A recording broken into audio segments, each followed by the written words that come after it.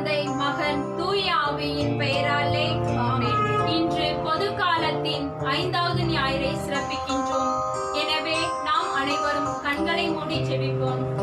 எங்களை அதிகமாய் நேசிக்கிற அன்பின் பரலோக பிதாவே, இந்த வேளையிலே உம்மை போற்றி புகழ்ந்து உம்மை ஆராதிக்கின்றோம் ஆண்டவரே. அப்பா, எங்கள் அனைவரையும் உடைய அன்பு கரத்தில் ஒப்புக் கொடுக்கிறோம் ராஜா. உம்முடைய பரிசுத்த ஆவியால ஆண்டவரே நிரப்பப்பட்டு எங்களை மறைத்து நீ செயலாற்ற வேண்டுமாய் ஜெபிக்கிறோம். அதற்கு தடையாயிருக்கிற ஆண்டவரே அப்பா, எங்களுடைய பாவங்கள் குற்றங்கள் அனைத்தையும் அப்பா உம்முடைய வெளியேற பெற்ற இரத்தத்தால கழுவி பரிசுத்தப்படுத்தி நீதாமே எங்களை முற்றிலும் தொடக்க முதல் முடிவு வரை அப்பா உம்முடைய பிரசன்னத்தால எங்களை மூடி மறைத்து நீதாமே நடத்தி கொடுக்க வேண்டும் என்று இயேசு கிறிஸ்துவின் மூலம் ஜெபிக்கிறோம் பிதாவே, ஆமென். உந்த நாமத்தில் எல்லாம் கூடும், எல்லாம் கூடுமே என்று கூட கைகளை தட்டி நாம் உற்சாகத்தோடு பாடுவோம்.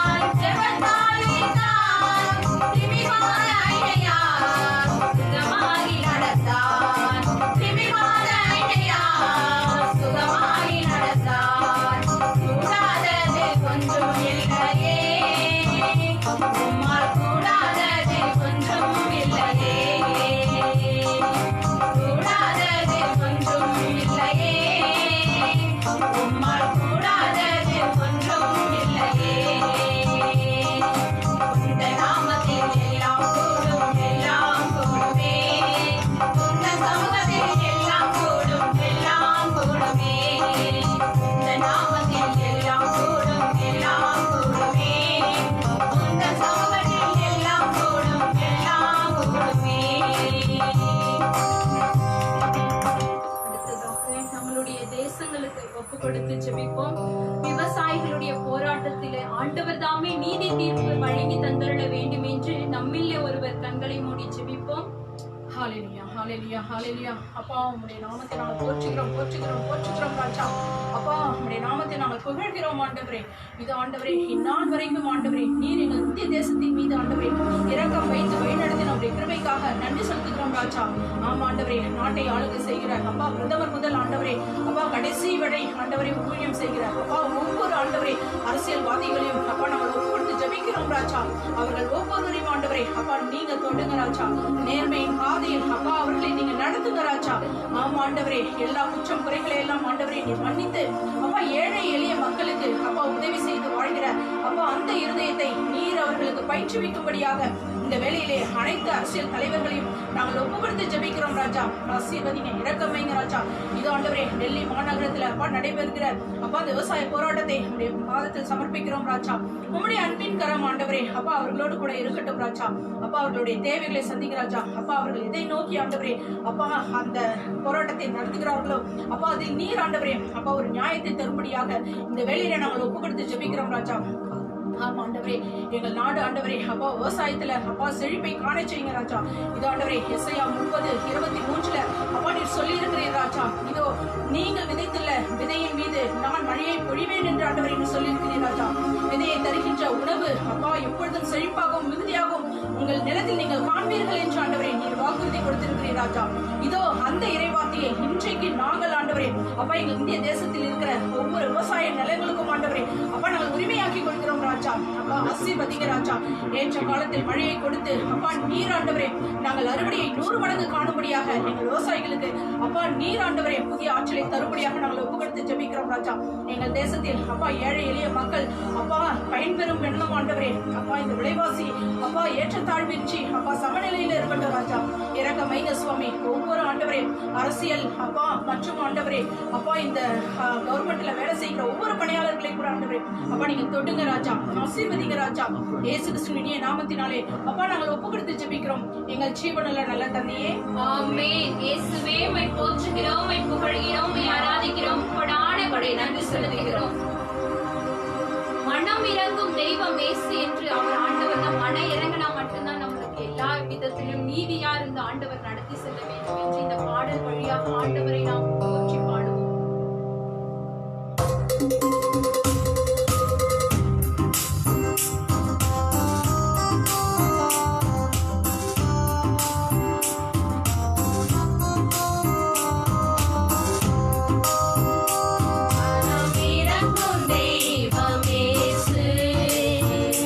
சுகம் தந்து நடத்தி செல்வார்.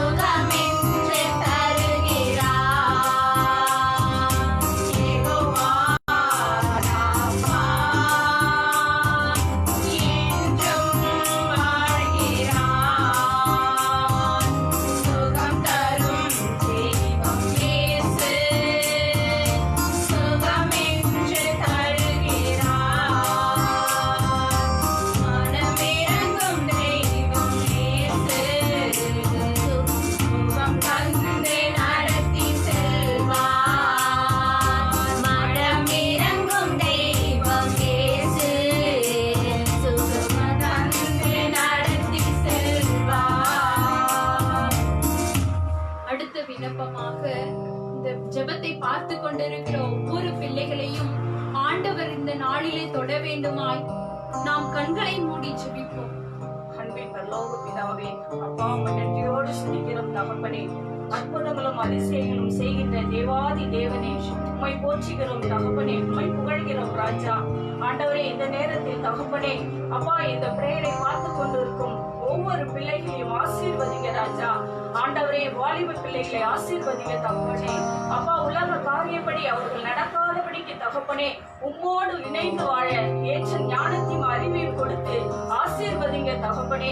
அப்பா ஆண்டவரே, பேதூர் மாமியாரை நீ தொட்டு குணப்படுத்தியது போல தகப்பனே அப்பா நோயினால் ஆண்டவரே யாரெல்லாம் இந்த பிரேயரில் வாங்கியோடு பார்த்து கொண்டு ஜெபித்துக் கொண்டு இருக்கிறார்களோ அவர்களை அப்பா நீங்கள் தொட்டு ஆண்டவரே இன்று நீ சுகத்தை கொடுக்க வேண்டுமா இந்த நேரத்தில் ஒப்பு கொடுத்து ஜெபிக்கிறோம் தகப்பனே.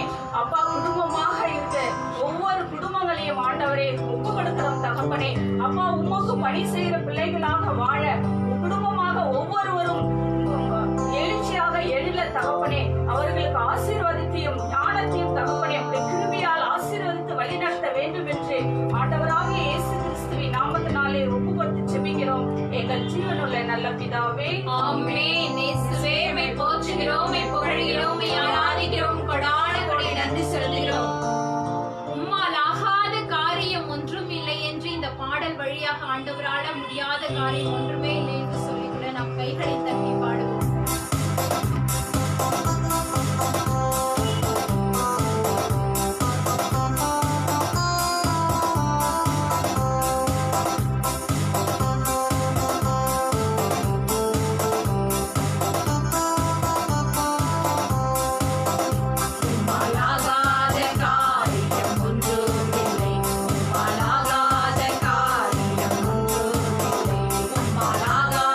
காரியம்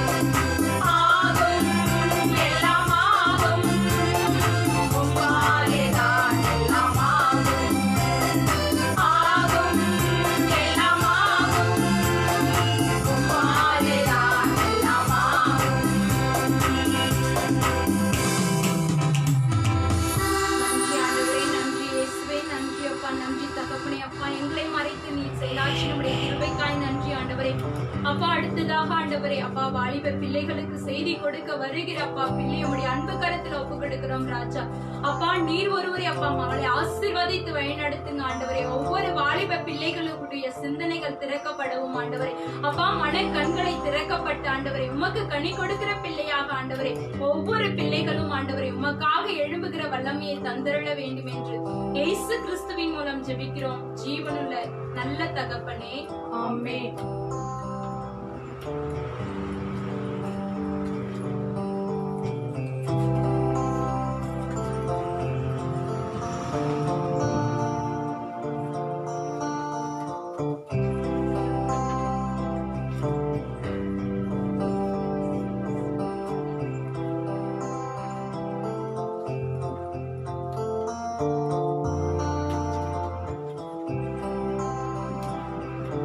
Praise the Lord. Hallelujah.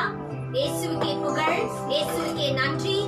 பிரியமான உன்னதமான ஆண்டவருடைய பிள்ளைகளே, இந்த மாலை வேளையில் நாம் யாவரும் ஆண்டவருடைய இறைவாக்கை இப்பொழுது நாம் கேட்போமாக.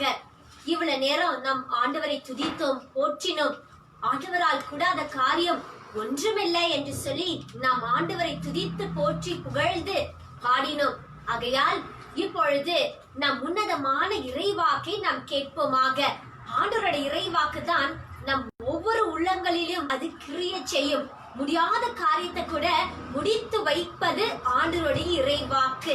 ஆகையால் இப்பொழுது வெளியேற பெற்ற அந்த இறைவாக்குக்காக நம் யாவரும் நம்மளே நாம் அர்ப்பணித்து நாம் ஜெபம் செய்து ஆண்டவருடைய வாக்கை நாம் கேட்போமாக. ஆகையால் யாவரும் இப்பொழுது கண்களை மூடி நாம் ஜெபம் செய்வோம். விண்ணையும் மண்ணையும் உண்டாக்கின உன்னதமான இறைவனே, இந்த உன்னதமான மாலை வேளைக்காக உமக்கு நன்றி செலுத்துகிறோம் அப்பா. எங்களை ஒவ்வொரு நாளும் நீர் கண்ணின் இமை போல பாதுகாத்து பராமரித்து வழி நடத்துகிறவரே, உமை நாங்கள் ஸ்தோத்தரிக்கிறோம் ராஜா. ஆண்டவரே, இந்த மாலை வேளையில் ஒவ்வொரு வாலிபர்கள் ஆண்டவரே யாரெல்லாம் இந்த தொலைக்காட்சியை பார்த்து கொண்டிருக்கிறார்களோ, இதன் மத்தியிலும் யாரெல்லாம் வாலிபர்களாக பார்த்து கொண்டிருக்கிறார்களோ ஒவ்வொருத்தரையும் ஒப்பு கொடுத்து ஜெபிக்கிறோம் ஆண்டவரே. இன்றைக்கு நீங்க கொடுக்க போகிற உன்னதமான வெளியேற பெற்ற வார்த்தை ஒவ்வொருத்தரையும் பலப்படுத்தும்படிக்காய் ஜெபிக்கிறோம் அப்பா. ஆண்டவரே, உன்னதமான இறைவாக்கு உயிர் உள்ளது, ஆற்றல் வாய்ந்தது என்று சொன்ன வாக்கின் படியே அப்பா உங்களுடைய வெளியே பெற்ற உயிர் உள்ள வாக்கு ஒவ்வொரு சரீரத்துக்குள் இறங்கி ஆண்டவரே கிரைகளை செய்து உமக்கு பிரியமான கனிகளை கொடுக்கக்கூடிய மரமாக நீங்க மாற்றப்போற கிருபைக்காக நன்றி தகப்பனே. நீங்களே இந்த ஜெபம் முழுவதுமாக நீங்க வழி நடத்துங்க, ஆசீர்வதிங்க. இது அனைவற்றும் இயேசு கிறிஸ்து என்ப நாமத்திலாக ஜெபிக்கிறோம் எங்க ஜீவனுள்ள அன்பு தகப்பனே. ஆமென், ஆமென், ஆமென். இப்பொழுது நம் உன்னதமான இறைவாக்கை நாம் கேட்போமாக.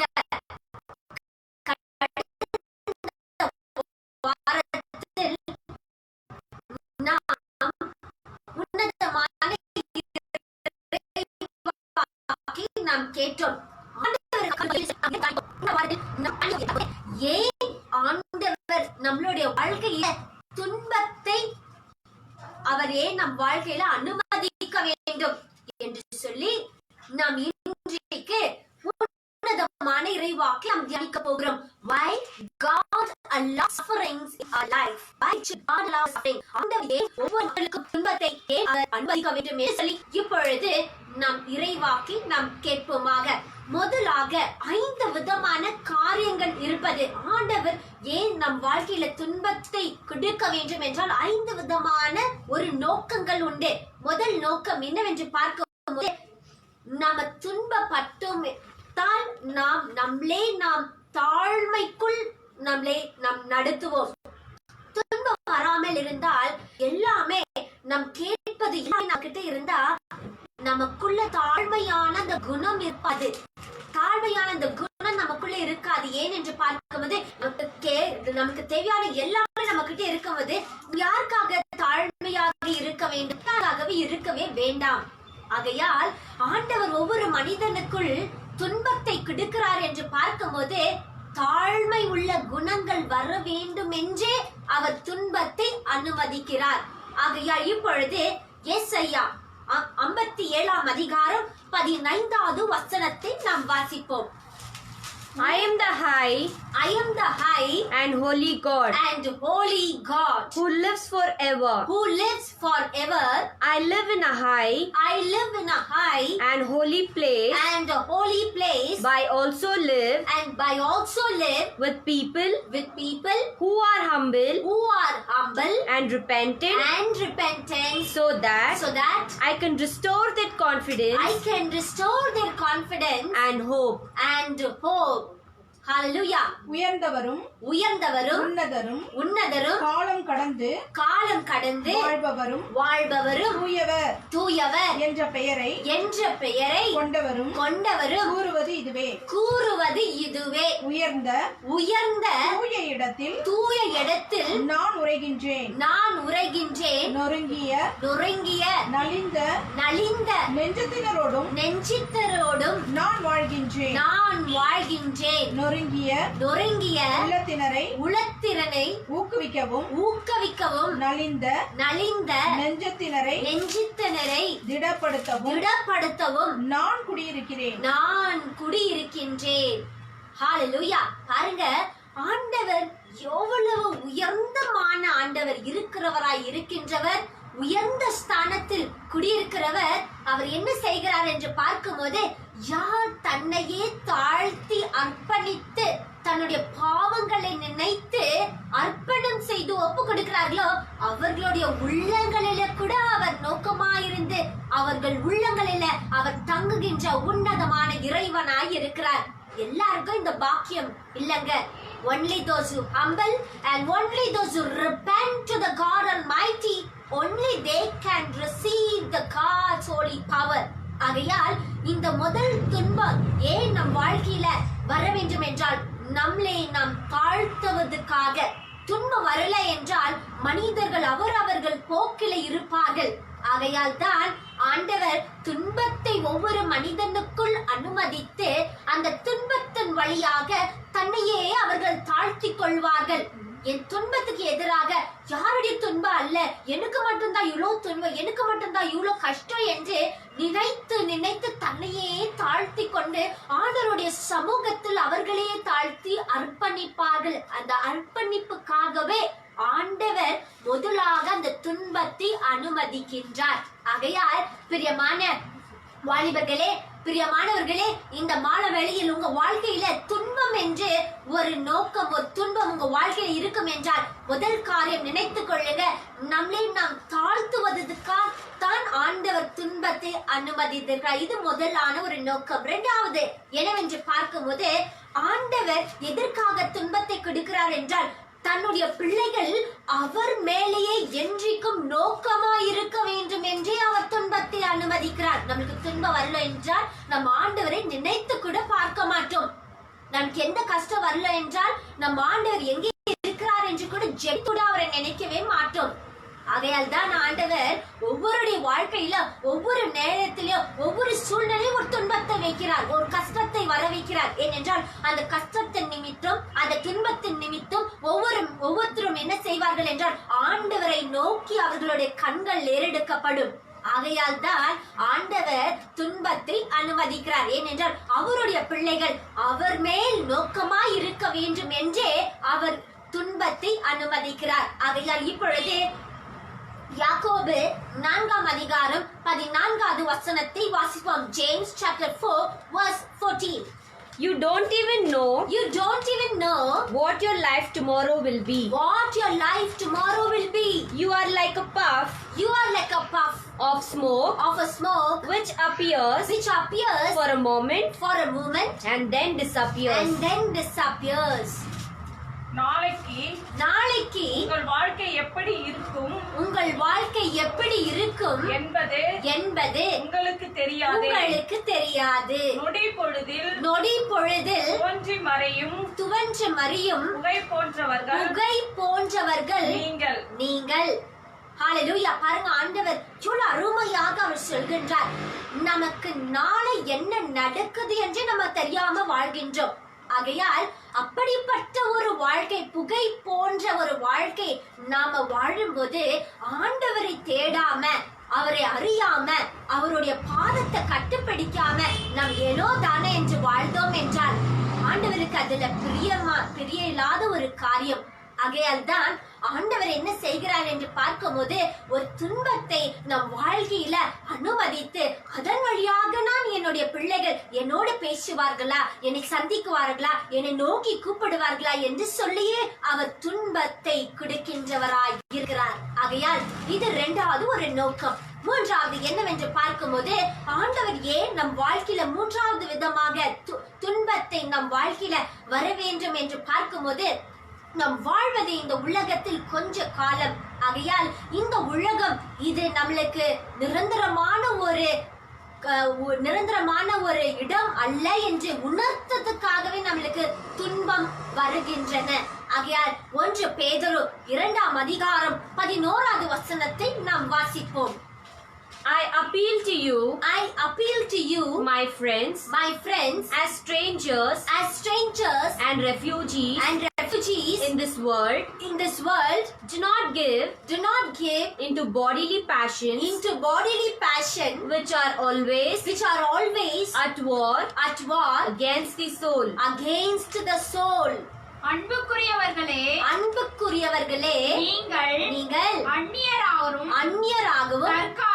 தற்கால குடிகளமாய் இருப்பதனால் ஆன்மாவை எதிர்த்து போர் புரியும் ஊனியல்பின் இச்சைகளை விட்டுவிடும்படி உங்களை வேண்டிக் கொள்கின்றேன். ஹல்லேலூயா. பாருங்க, ஆண்டவர் உன்னதமான இறைவாக்கு நமக்கு என்ன சொல்வது என்று பார்க்கும்போது நமக்கு ஏன் துன்பம் வர வேண்டும், ஒரு துன்பத்தின் வழியாக ஆண்டவர் நம் வாழ்க்கையில எதை எடுத்து அவர் சொல்கின்றார் என்று பார்க்கும்போது இந்த உலகத்துல நாம் ஒருவரும் அந்நியராய் இருக்கின்றோம். இந்த உலகத்துல சொந்த வீடு இருக்கலாம், சொந்த பங்களோ இருக்கலாம், இல்ல சொந்த அபார்ட்மெண்ட் இருக்கலாம், எது வேணாலும் உங்களுக்கு சொந்தமா இருக்கலாம். ஆனா இது எல்லாமே நாம அந்நியராய் வாழக்கூடிய இடம் இந்த பூமி. ஆகையால் நிரந்தரமான ஒரு உலகம் எது என்று பார்க்கும் போது ஆண்டவருடைய விண்ணக ராஜ்யம். அதற்காக தான் நாம் போராட வேண்டும். நம் வாழ்க்கையில ஒரு போராட்டம், ஒரு நிந்தனை, ஒரு விதமான ஒரு துன்பம் வருகிறது என்றால் ஆண்டவர் நாம தயாரிக்கிறார். அந்த விண்ணக ராஜ்யத்தை அடியேறதுக்காகவே அவர் நாம் தயாரிக்கிற போது நாம் எல்லா விதமான உலக ஆசைகளை விட்டு நீங்கி அவருடைய உன்னதமான இறை ராஜ்யத்துக்காக வாழ வேண்டும் என்று தான் அவர் துன்பத்தை கொடுத்து அதன் வழியாக நம்மை திருத்துகின்ற உன்னதமான இறைவனாய் இருக்கிறார். ஆகையால் உங்களுக்கு ஒரு துன்பம் வந்தால் ஐயோ ஆண்டவரே எனக்கு மட்டும் ஏன் இந்த துன்பம் என்று கலங்கிடாதீங்க. ஆண்டவர் நம்மளுக்கு உணர்த்ததுக்காகவே ஒவ்வொரு சூழ்நிலையிலும் அவர் நமக்கு ஒரு விதமான ஒரு பாடங்களை கற்றுக் கொடுக்கிறதுக்காகவே துன்பங்களை அவர் அனுமதிக்கின்றார். ஆகையால் 4வது நோக்கம் ஏன் நம் வாழ்க்கையில துன்பம் வர வேண்டும் என்று பார்க்கும் போது நாம நம்மளுடைய துன்பங்கள் வழியாக இயேசு கிறிஸ்துவோடைய துன்பங்களை நாம் அறிந்து கொள்வோம் என்று சொல்லியே நம்ம வாழ்க்கையில துன்பம் வருகிறது. ஆகையால் பிலிப்பியர் 3ஆம் அதிகாரம் 8 to 10 வரை நாம் வாசிப்போம். Philippians chapter 3 verse 8 to 10. Not only those things, I reckon everything as a complete loss for the sake of Christ. What is so much more valuable? The knowledge of Christ Jesus, my Lord. For his sake, I have thrown everything away. I consider it all as mere refuse, so that I may gain Christ my Christ and be completely united with him.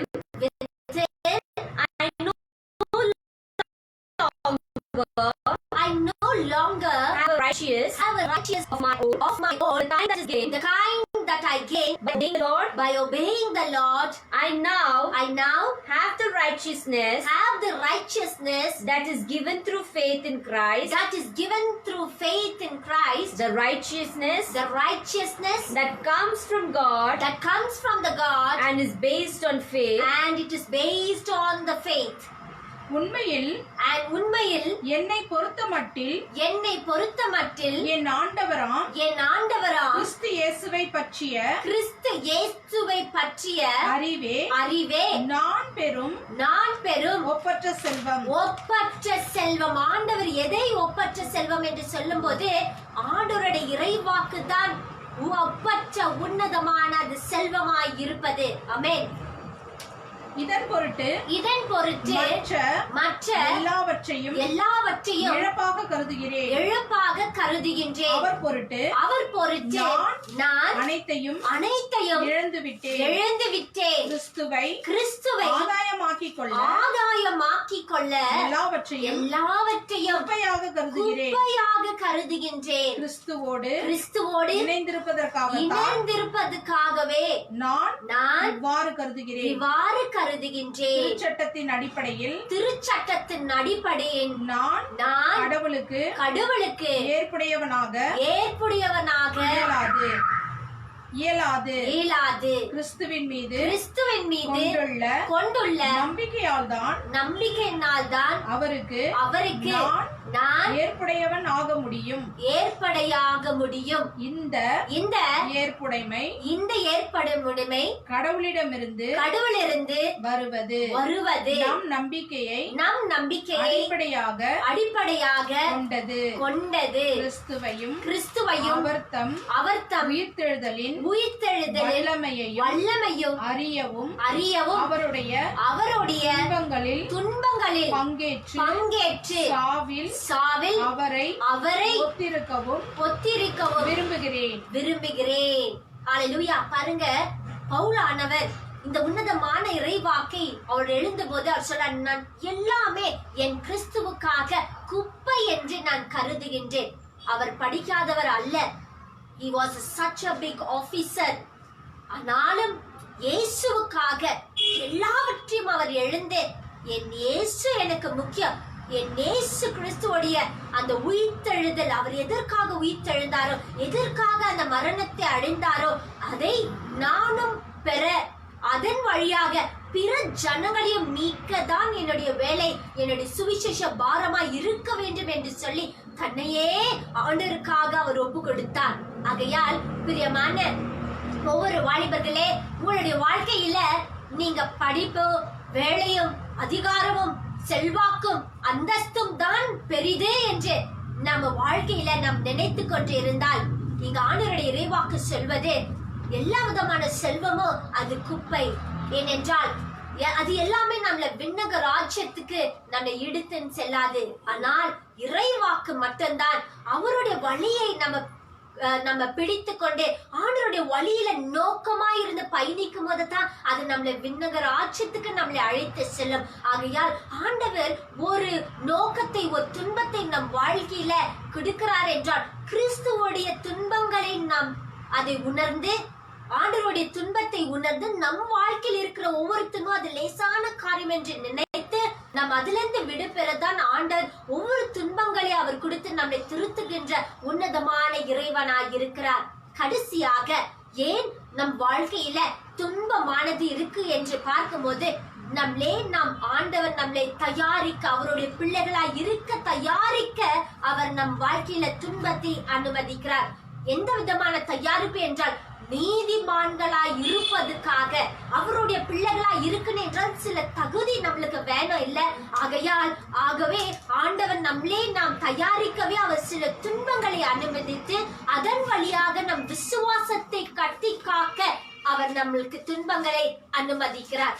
ஆகையால் எபிரியர் 12ஆம் அதிகாரம் 7வது வசனமும் 11வது வசனத்தையும் நாம் வாசிப்போம். Endure what you suffer as being a father's punishment. Your suffering shows that God is treating you as his son. Was there ever a son who was not punished by his father? When we are punished, it seems us at the time At the time, something to make us sad, something to make us sad, not glad. not glad. Later, However, those who have been disciplined those who have been disciplined by such punishment but such punishment reap the peaceful reap the peaceful reward of a righteous life. reward of a righteous life. Hallelujah. திருத்தப்படுவதற்காக துன்பங்களை தாங்கிக் கொள்ளுங்கள். துன்பங்களை தாங்கிக் கொள்ளுங்கள். கடவுள் உங்களை தம் பிள்ளைகளாக நடத்துகிறார். தன் பிள்ளைகளாக அவர் நடத்துகின்றார். தந்தை தண்டித்து திருத்தாத பிள்ளை உண்டோ? இவ்வாறு திருத்தப்படுவது இப்போது மகிழ்ச்சிக்குரியதாயிராமல் துயரத்துக்குரியதாகவே தோன்றும். ஆனால் பின்னர் இவ்வாறு பயிற்சி பெற்றவர்கள் அமைதியும் நேர்மையான வாழ்வையும் பயனாக பெறுவர். ஹalleluya. பாருங்க, ஏன் ஆண்டவர் தன் பிள்ளைகளை அவர் திருத்த வேண்டும் என்றால் நேர்மையான வாழ்க்கை வாழ அவர் தன் பிள்ளைகளை அவர் திருத்துகின்ற உன்னதமான இறைவனாய் இருக்கின்றார். ஆகையால் இந்த உன்னதமான மானவேளையில் ஆண்டவர் நம் வாழ்க்கையில ஒரு துன்பத்தை அவர் அனுமதித்திருக்கிறார் என்றால் தன்னுடைய பிள்ளைகளை திருத்தவே, தன் பிள்ளைகளை திருத்தி அவர்கள் நேர் வழியில நடக்கணும் என்ற அந்த நோக்கத்தோடு ஆண்டவர் நம் வாழ்க்கையில துன்பங்களை அனுமதித்திருக்கிறார். ஆகையால் பிரியமான வாலிபர்களே, உன்னதமான சகோதர சகோதரிகளே, சோர்ந்து போய்டாதீங்க. துன்பத்தின் நேரத்தில் ஆண்டவரை நோக்கி பாருங்க. அப்பொழுது அவர் உங்களுடைய குரல்களை கேட்டு அவர் பெரிய காரியங்களை செய்வார். ஆகையால் இப்பொழுது நம் யாவரும் என் நெருக்கத்திலே என் துணையாய் நீரே, என் ஒடுக்கத்தையே நீங்க மாற்றி நீரே தகப்பனே என்று சொல்லி இந்த பாடலை பாடி நம் ஆண்டவரை துதிப்போமாக. ஆமென். Yes, Jesus. Hallelujah.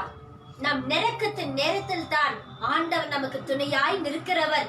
Amen. ஆகையால் இப்பொழுது நம் யாவரும் கரங்களை கட்டி உற்சாகமாக நாம் இந்த பாடலை பாடி தேவாதி தேவனை நாம் துதிப்போமாக. என் நெருக்கத்திலே என் துணையாய் நீரே, என் ஒடுக்கத்தையே நீர் மாற்றி நீரே. என் நெருக்கத்திலே என் துணையாய் நீரே, என் ஒடுக்கத்தையே நீர் மாற்றி நீரே.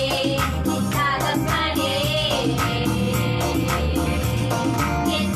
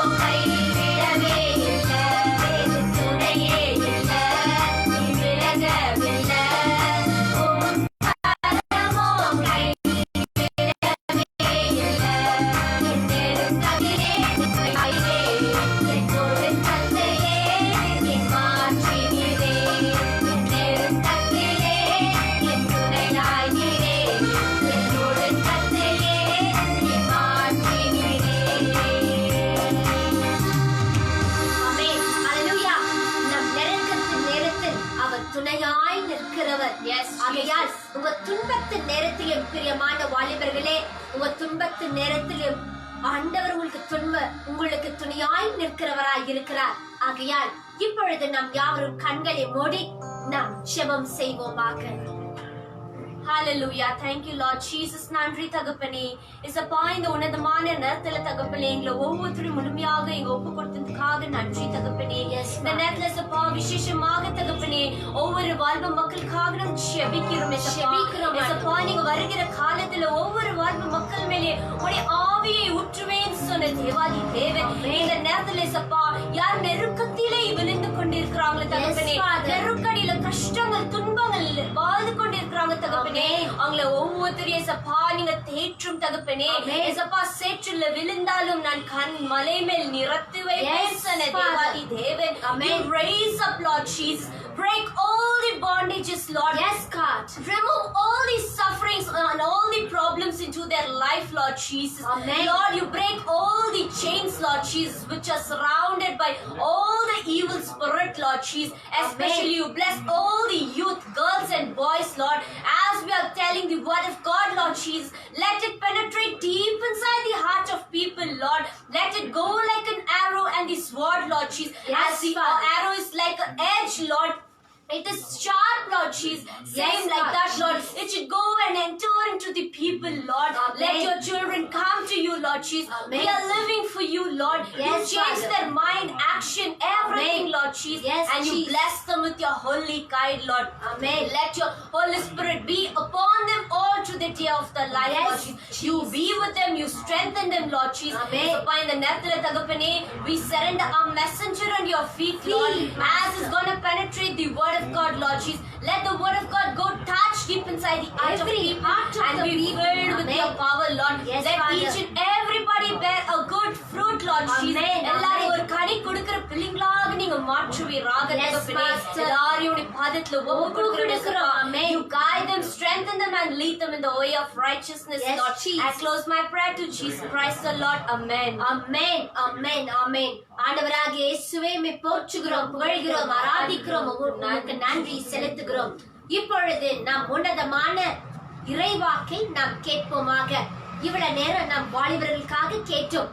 ஆனாலும் பெரியவங்களுக்கும் இந்த துன்பம் இருக்கும் என்றால் உங்களுக்கும் இந்த வார்த்தை ஆண்டவருடைய வார்த்தை பேசி இருக்கும்.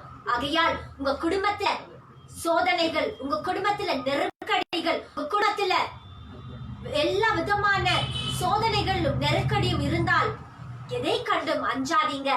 ஆண்டவருடைய கரம் உங்க குடும்பத்தின் மேல், உங்களுடைய ஒவ்வொருத்தர் மேலும் அவருடைய கரம் நிறைவாய் இருக்கும்.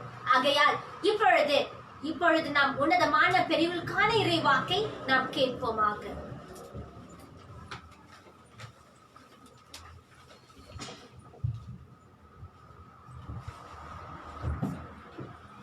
இயேசுவில் பிரியமான சகோதர சகோதரிகளே, ஆண்டவராகிய இயேசுவின் பெயரால் உங்கள் அனைவரையும் வாழ்த்துகின்றோம். இன்று பொது காலத்தின் 5வது வாரம் நாம் ஒன்று கூடியிருக்கின்றோம். இன்றைய வாசகங்கள் நமக்கு என்ன சொல்லுகின்றன? மிக முக்கியமான ஒரு செய்தி இன்று ஆண்டவர் சொல்லுகின்றார். முதலிலே நற்செய்தியை பார்க்கும்போது ஆண்டவர் தன்னுடைய சீடர்கள் வீடுகளில் இருக்கின்ற குணமில்லாதவர்களை குணமாக்குறதை நாம் பார்க்கின்றோம். நண்பர்களே மக்களே, ஆண்டவர் எவ்வளவு கவனமாக தனக்கு பணி செய்கிறவர்கள் மேல் இருக்கின்றார் என்பதை இதன் வழியாக நாம் அறிந்து கொள்ளலாம். இன்றைய நற்செய்தி வாசகம் நமக்கு என்ன உரைக்கின்றன என்று விவிலியத்தை வாசிக்கும் போது மார்க்கு நற்செய்தியில முதல் அதிகாரம் 29வது வாக்கியத்தை வாசிக்கும் போது அவர் என்ன சொல்லுகிறார் பாருங்க. 29:30.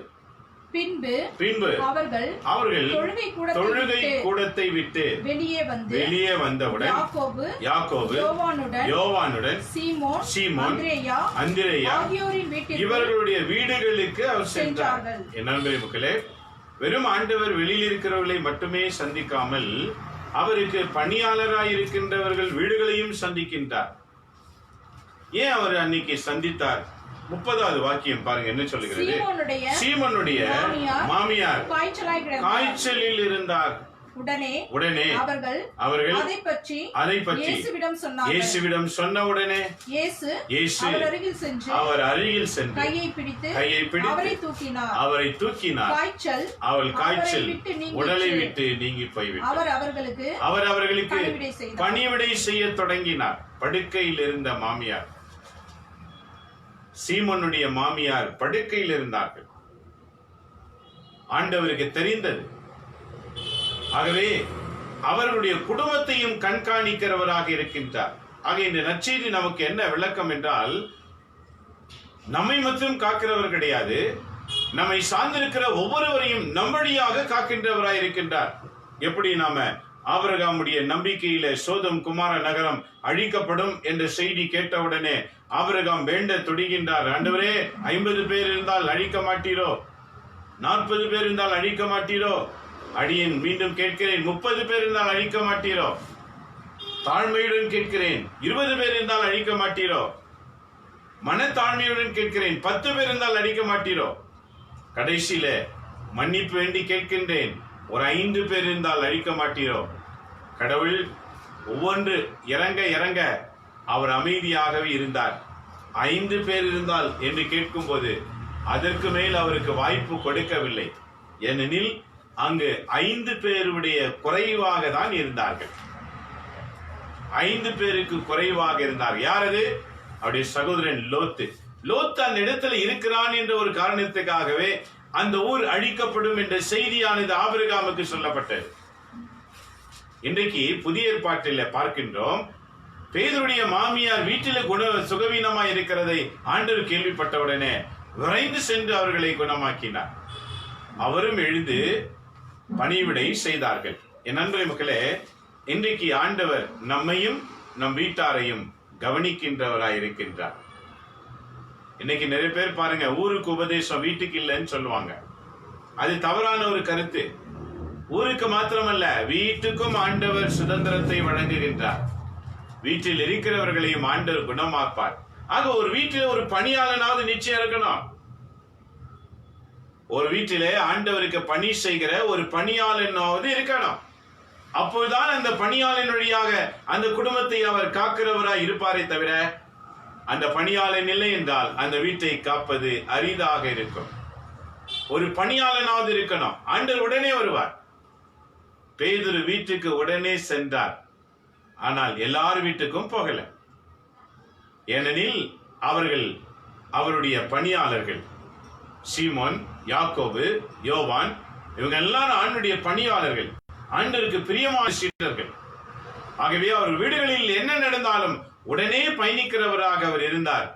ஆகவே அவர் பணி முடித்த உடனே 31 என்ன சொல்லுது பாருங்க.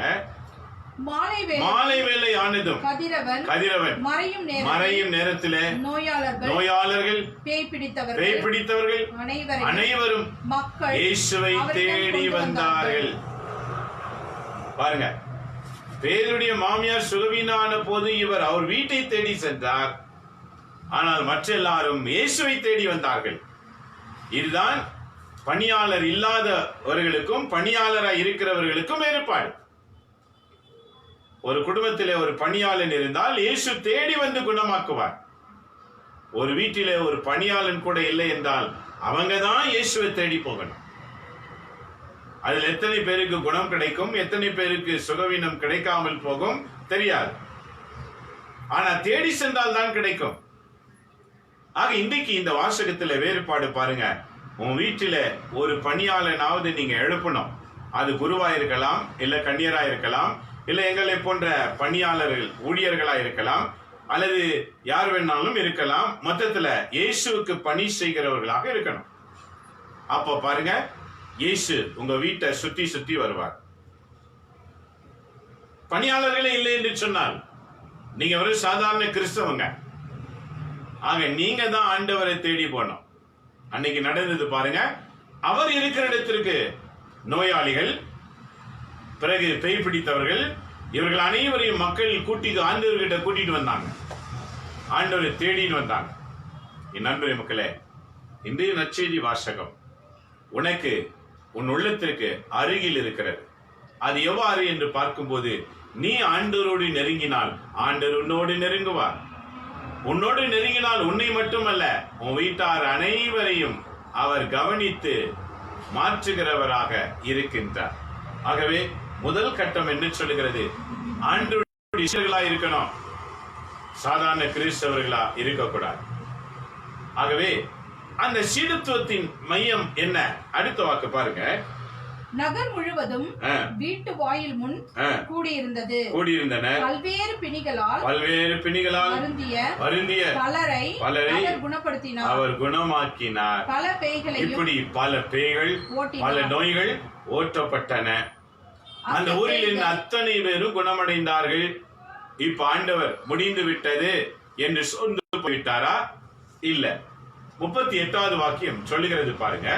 இயேசு விடியற்காலை ஆனதும் எழுந்து தனிமையான ஒரு இடத்திலே சென்றார். அவர் செபித்துக் கொண்டிருந்தார். தனிமையான இடத்துல விடியற்காலமே எழுந்து. நன்றி மக்களே, உனக்கு விடியற்காலம் எழுந்து செபிக்கிற பழக்கம் இருக்கின்றதா? இல்லை என்றால் பழக்கப்படுத்திக் கொள்ளணும். ஆண்டவர் நமக்கு கற்றுக் கொடுக்கிற பாடம். 1, இயேசுவின் பணியாளனா இருக்கணும். 2, விடியற்காலமே எழுந்து ஆண்டவரை முதலில் சந்திக்கிறவராய் இருக்கணும். காலமே எழுந்து கடவுளை முதலில் தரிசிக்கணும். அவரை போற்றி புகழணும். அவருடைய சமூகத்தில் காத்திருக்கணும். இதை ஆண்டவர் கற்றுக் கொடுக்கின்றார்.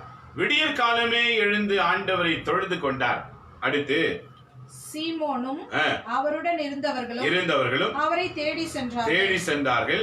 அவரை கண்டதும் எல்லோரும் உம்மை தேடிக் கொண்டிருக்கிறார்கள் என்றார்கள் என்று சொன்னார்கள். அதற்கு அவர் நாம் அடுத்த ஊருக்கு செல்ல வேண்டுமே, வாருங்கள், எல்லாரும் வாங்க போவோம் என்றார். அங்கும் ஏனெனில் நான் நற்செய்தியை பறைசாற்ற வேண்டும், ஏனெனில் இதற்காக தான் நான் வந்திருக்கிறேன் என்று சொன்னார். இயேசு பூவுலகத்திற்கு வந்த நோக்கம் என்ன? கடவுளுடைய வாக்குகளை நிறைவேற்றுவது. கடவுளின் வாக்குகளை நிறைவேற்றுவது. நண்பரே மக்களே, கடவுளின் வாக்கை நிறைவேற்ற உன்னதமான கடவுள் இன்றைக்கு உன்னை அழைக்கின்றார். அவர் நிறைவேற்றினது போல நீயும் நானும் கடவுளின் வாக்கை பூமியில் நிறைவேற்ற வேண்டும். ஆக இன்றைக்கு நீ அறிந்து கொள்ள வேண்டியது என்ன? விவிலியத்தில் இருக்கிற அத்தனை வாக்குகளும் சிலது எனக்குரியது, சிலது என்னிலிருந்து மற்றவர்களுக்குரியது, சிலது எல்லாருக்கும் குறியது. அதை செய்ய வேண்டியது யார்? நீயும் நானும் தான்.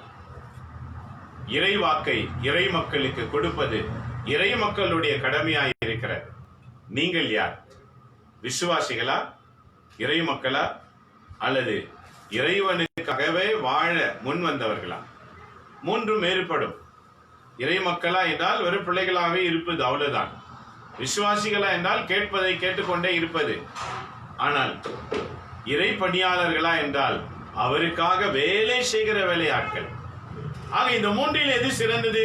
அவருக்கு பணி செய்கிறது தான் சிறந்தது.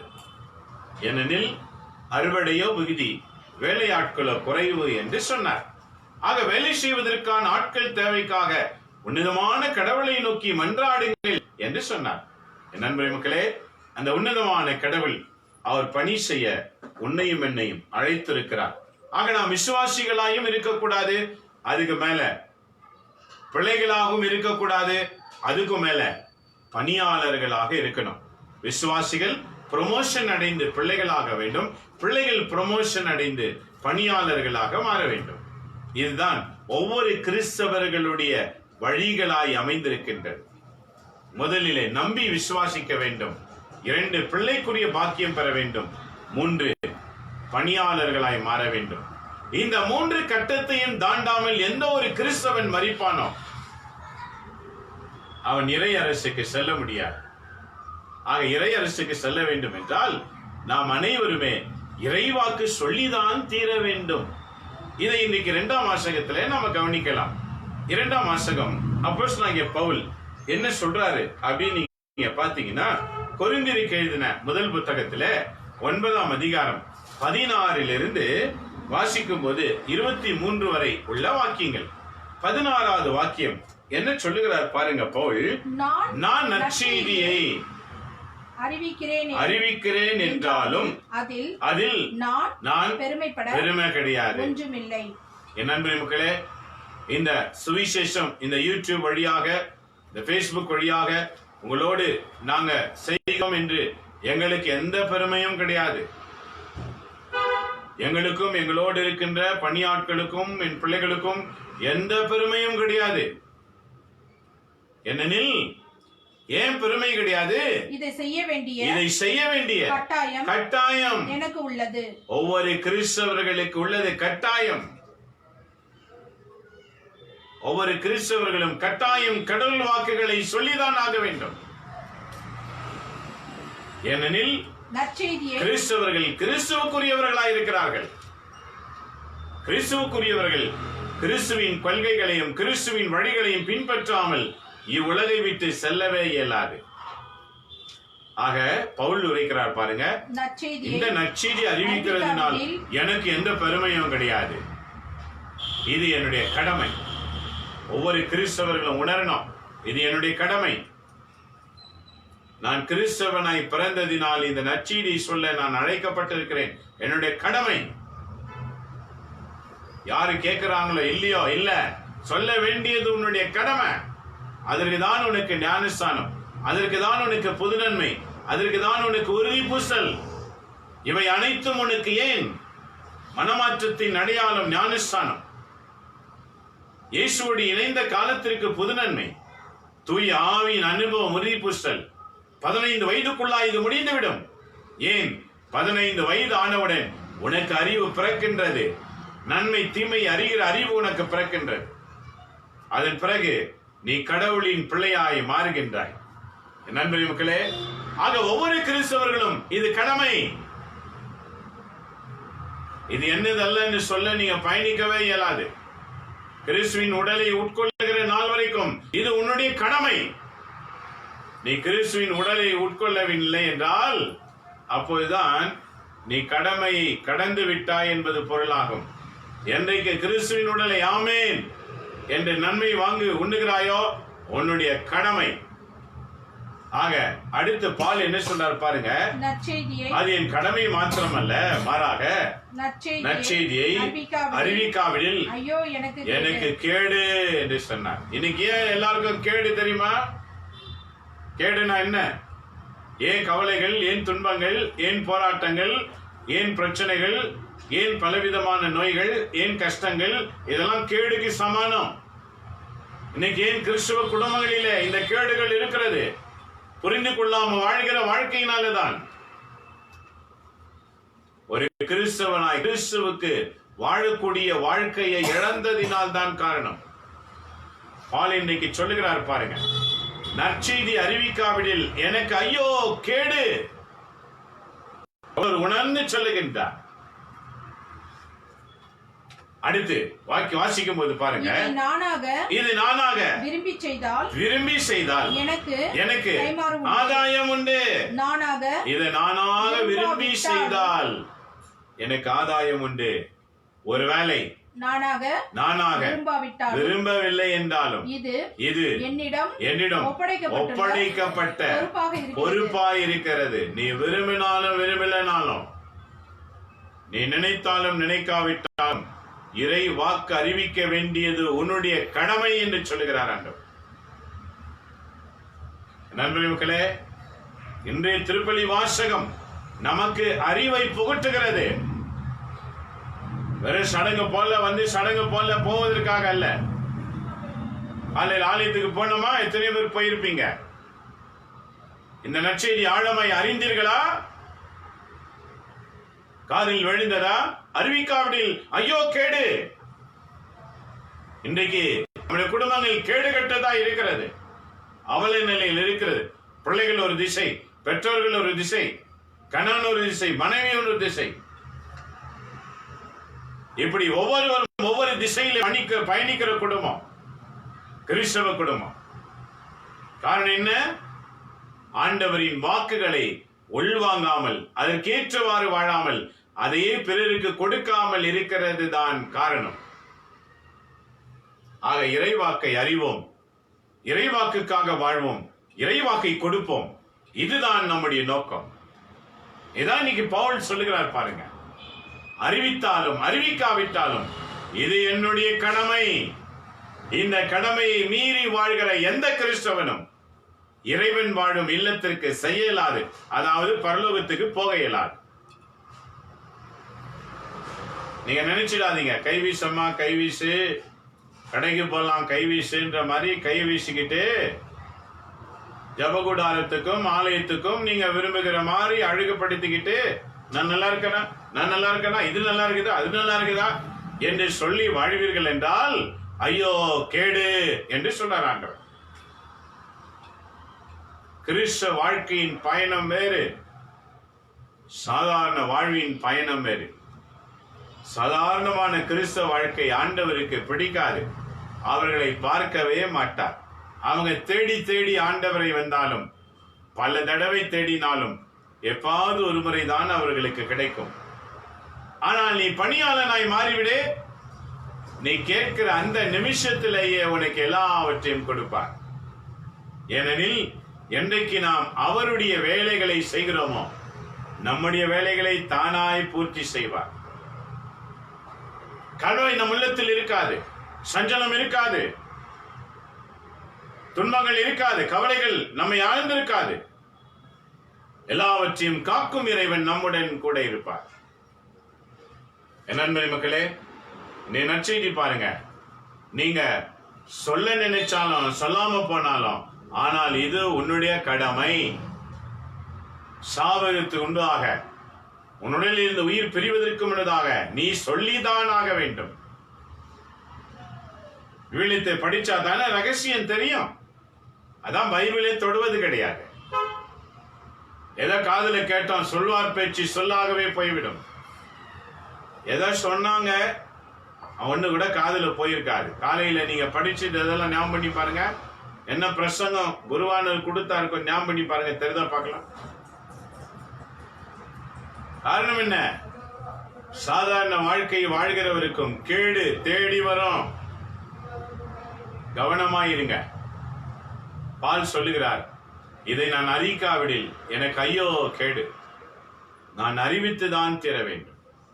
இது ஒவ்வொரு கிறிஸ்தவர்கள் மேல் விழுந்த கடமை. இது ஏதோ ஒரு சிலருக்கு நினைச்சிடாதீங்க.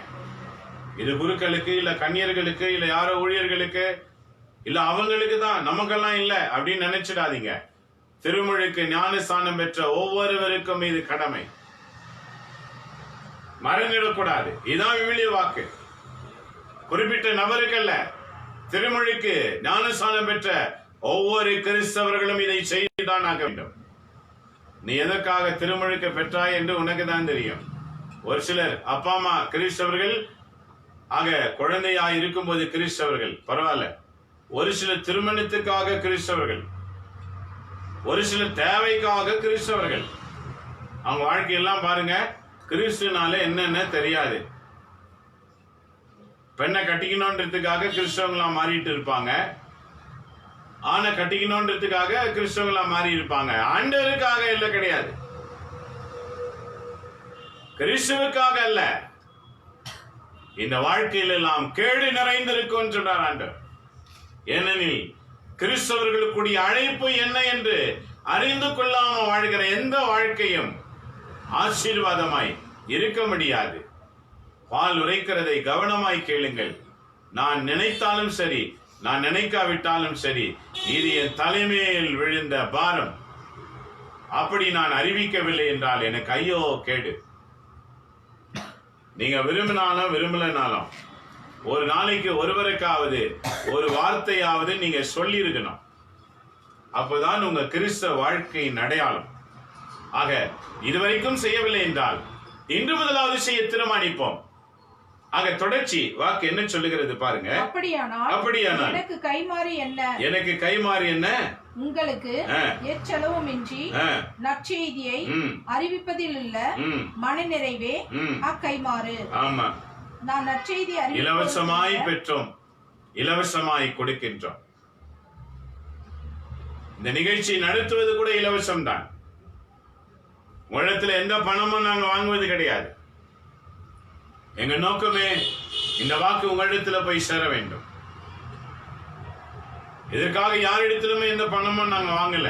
இந்த யூடியூப் நிகழ்ச்சி நடத்துவதற்கு கடவுள் இலவசமாய் கொடுக்கிறதை இலவசமாய் கொடுக்கணும்.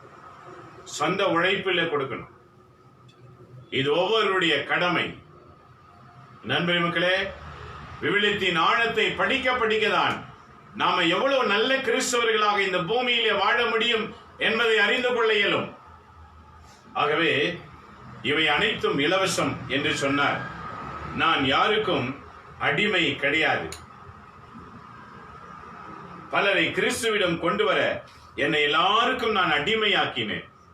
பவுல் சொல்றார் பாருங்க, நான் யாருக்கு அடிமை கிடையாது. என்னை யாரும் அடிமைப்படுத்த இயலாது. நற்செய்தி அறிவிக்கிறவர்களை எவராலும் அடிமைப்படுத்த இயலாது. ஏனெனில் அவர்கள் கிறிஸ்து ஒருவருக்கே அடிமை. அவர்களை கண்ட்ரோல் பண்ண யாராலும் முடியாது. எங்களை போன்றவர்களை கண்ட்ரோல் பண்ண யாராலும் முடியாது. யார் கையிலும் நாங்கள் அடங்குவதும் முடியாது, அடக்கி வைக்கவும் முடியாது. ஏனெனில் எங்களை அடக்குகிறவரும் எங்களை நடத்துகிறவரும் எங்கள் ஆண்டவர் இயேசு ஒருவர் தான். அவரால் தான் எங்களை அடக்க இயலும். அவரால் தான் எங்களை எல்லாமே செய்ய இயலும். நாங்களும் அவ்வாறு தான் இருப்போம். அவர் அமைதி என்றால் அமைதி, அவர் சொல் என்றால் சொல், அவர் நட என்றால் நட. இவ்வாறு தான் பணியாளர்கள் இருப்பார்கள். இதுதான் இன்றைக்கு பவுல் சொல்கிறார். எவர்களுக்கும் நாங்கள் அடிமை கிடையாது. ஆனால் பலரை கிறிஸ்துவண்டை கொண்டு வருவதற்காக அவர்களுக்கு அவர்களில் ஒருவராக மாற எங்களை நாங்கள் மாற்றிக்கொள்ளுகின்றோம். மாற்றிக்கொள்ளுகிறதினால் அவர்களுக்கு நாங்கள் அடிமை என்று எவரும் கருதக்கூடாது. இன்னைக்கு நிறைய பேர் அப்படித்தான் நினைக்கிறாங்க. நிறைய பேர் அப்படித்தான் நினைப்பாங்க. யாருக்காவது ஏதாவது செஞ்சுட்டா பாருங்க, நீங்க என்ன அவங்களுக்கு அடிமையா, அவங்களுக்கு கீழையா, அவங்களுக்கு மேலையா? கிறிஸ்து இன்றைக்கு இந்த பாடத்தை கற்றுக் கொடுக்கிறார். பணியாளர்கள் அனைவருமே இறைப்பணிக்காக வருகிறவர்களை வரவேற்பதற்காக அவர்களுக்குள் இணைய தீர்மானிக்கின்றார்களே தவிர, இறைப்பணிக்கு வருவதற்காக தீர்மானிக்கிறார்களே தவிர வேறு எதற்கும் கிடையாது. அதுதான் பவுல் ரொம்ப தெளிவா சொல்றார் பாருங்க, நான் யாருக்கும் அடிமையா இல்லாதிருந்தும் பலரை கிறிஸ்துவிடம் கொண்டு வர என்னை எல்லாருக்கும் அடிமையாக நான் என்னை கருதுகின்றேன். கிறிஸ்துவண்டை கொண்டு வரணும், அவர்களை கிறிஸ்துவுக்காக எழுப்பணும், அவங்க கிறிஸ்துவின் பணிகளை செய்யணும். இந்த நோக்கத்துக்காக பணியாளர்கள் அனைவருக்கும் பணிந்து போவார்கள். பணிந்து போகிறதுனால சில சலுகை எடுத்துக்கொண்டு அவர்களை அடிமைகளா இருக்கிறார்கள் என்று தீர்மானிப்பாங்க, அடிமைன்னு சொல்லிடுவாங்க. இன்னைக்கு ஆண்டவர் விளக்கம் தரார் பாருங்க. பணிந்து போவது அடிமையாய் அல்ல, அவர்களை கிறிஸ்துவண்டை கொண்டு வருவதற்காக. பணியாளர்கள் அனைவரும் கிறிஸ்து ஒருவருக்கு அடிமை. நாங்கள் அனைவரும் ஆண்டவருக்கு அடிமை. நீங்க இறைப்பணி செய்தால் நீங்க ஆண்டவருக்கு தான் அடிமை. பவுலை போல கிறிஸ்துவண்டை மக்களை கொண்டு வர அவர்களுக்கு பணிந்து செல்வது, அவ்வளவுதான். நண்பர் மக்களே, ஆகவே இறைவாக்கு என்ன உரைக்கின்றது? 22 வாசிக்கும் போது, வலுவற்றவர்களை கிறிஸ்துவிடம் கொண்டு வர வலுவற்றவர்களுக்கு வலுவற்றானேன். பாத்தீங்களா?